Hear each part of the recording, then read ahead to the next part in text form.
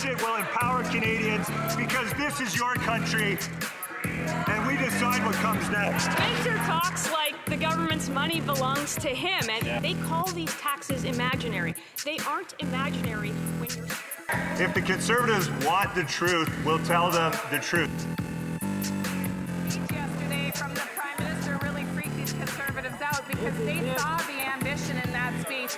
And not only did they see it in that speech today, as the Prime Minister stood with the Premier investing in new nuclear to ensure the jobs of today and the future, they know that the youth...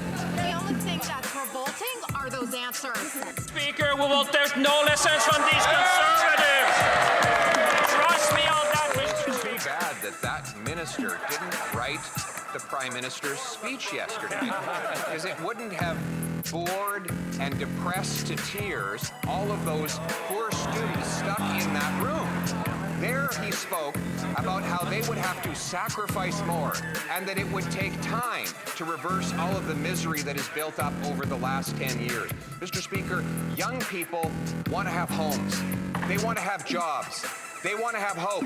They want a budget that is affordable so they can have a life that is affordable. Will the Prime Minister introduce that budget so that Canadians can restore the promise of their country? And we decide what comes next. Canada know that this government has their back. There's going to be a powerful statement for the young people of Canada. Driving inflation. The more Liberals spend, the more it costs Canadians at the grocery store. 25% of Canadians are using food banks because they can't afford to eat. So when will the Prime Minister finally get his inflationary deficits under control so Canadians can put food on the table? Mr. Speaker, Conservative members pretend to care about food insecurity, but then they call feeding children garbage. Mr. Speaker, what's garbage was that answer? Did the Prime Minister see the ad before it went out? Of course there are too many people living in poverty in Canada, but there are significant initiatives being put in place by this government. Being serious means being honest and telling Canadians. Canada's economy is in fact growing, Mr. Speaker.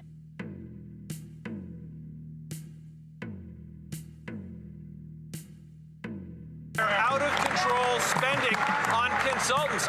Last year alone, over $20 billion on well-connected Liberal insiders getting contracts. And this year, I think the number said that it's going to go as high as $25 billion. Why won't they put Canadians first? Instead of asking young people to make sacrifices, why won't they cut out their well-connected friends, put Canadians first, and deliver a budget that Canadians can actually afford? Madam Speaker, it's impressive the Liberals are actually recognizing Christmas.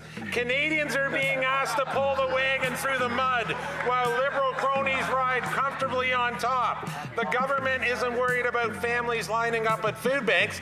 They're too busy lining the pockets of insiders. They're not bothered with cutting home prices. They're too focused on cutting checks to bumbling bureaucrats. They don't care about rising debt and inflationary deficits so long as the money keeps flowing to the Liberal elites. When will this Prime Minister stop using tax dollars to reward his friends? Tomorrow's budget will empower Canadians because this is your country and we decide what comes next.